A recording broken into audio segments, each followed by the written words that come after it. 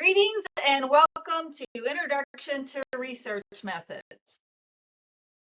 I am on the left. This is Professor Tammy. I am the one talking, and the one on the left is me. And this is what you don't have to look at in a traditional classroom on a regular basis. The handsome guy on the right is my son Jackson. Love him so much. And then our cute little dog, Nipper, we sometimes call her Nip Dog. She has absolutely nothing to do with the class. I just felt like including her. I'm going to go over what you need to know. I'm sure you're already familiar with Canvas, and I'm positive that the Canvas tutorials are better than anything that I have to offer, but I just wanted to give a personal touch. I'll go over the syllabus, announcements, modules, assignments, discussions, quizzes, grades, and the inbox. Mostly just the links with a little bit of extra, not in great detail. All right, the syllabus does include the course description. This course will provide an opportunity for participants to establish or advance their understanding of research through critical exploration of research language, ethics, and approaches. The course introduces the language of research, ethical principles and challenges, and the elements of the research process within quantitative, qualitative, and mixed methods approaches.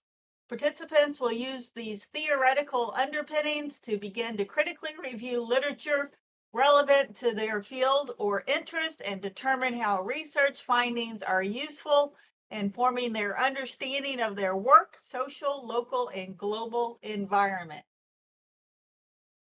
The syllabus will also include student learning outcomes for our course. The learning outcomes are as follows.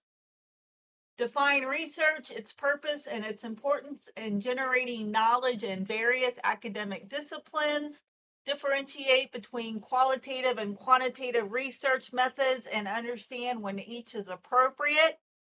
Choose appropriate data collection methods, for example, surveys, interviews, and observations based on the research questions and hypotheses. Understand basic data analysis techniques and interpret research findings in a meaningful and accurate manner. Develop the ability to critically assess research studies, including their design, methodology, and findings.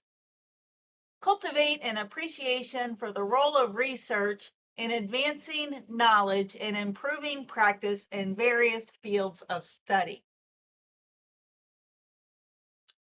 The announcements link I do not use on a regular basis, but when you log into our class for the very first time, you will find 3 announcements from yours truly, a brief introduction to the course, my personal contact information, including my cell phone number, and also a bio about me, where I've been and where I am and where I'm going.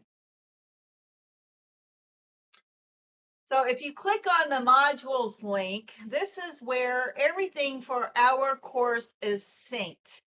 You will have immediate access to everything you need to know for week 1, week 2, week 3, week 4, week 5, week 6, week 7. It will include links to the reading material, to videos that I create, writing assignment, which will be indicated by a little piece of paper and a stylus or a pencil or a pen. It will include our weekly discussion with speech bubbles, and then our weekly quiz with a rocket. The modules is probably where you will spend most of your time in our class because it's quick access to everything else that you need to be able to do to be successful in the class. All right, the assignments link, every time you click on an assignment, you will see an introduction to the assignment, the instructions for the assignment, and the writing prompt. Most writing assignments, you will be asked to include a title page, an introductory paragraph, body paragraphs, a conclusion, and a works cited or reference page at the end, most of the time. Sometimes we will deviate just a little bit, and I will draw attention to that in those assignments that do not follow the typical format. But the majority of your writing assignments do require the standard format for when you do write an assignment. Mostly the case, not always, and that will be noted in the instructions in the assignments link. All right, the discussions. We do have a weekly discussion. The requirements, a minimum word count of 300 words for your initial post. Once you have made your initial post, you will post 2 substantive subsequent responses, 50 words each.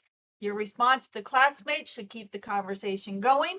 State what you liked or did not like, what your post might have in common, or ask follow-up questions to help foster the conversation. All references must be in APA 7th edition format.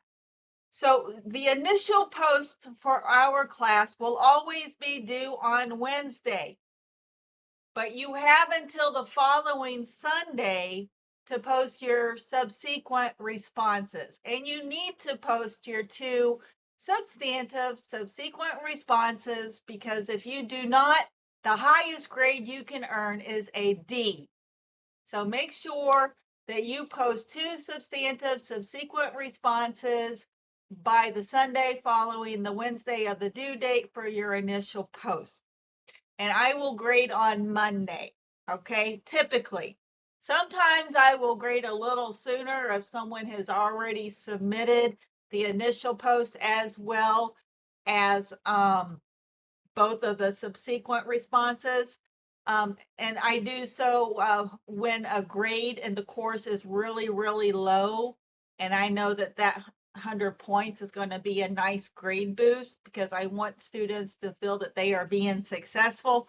But typically I will grade on a Monday following the Wednesday due date, unless I feel that your grade needs to look better on paper. Not really on paper, but you know what I mean when you click the grades link.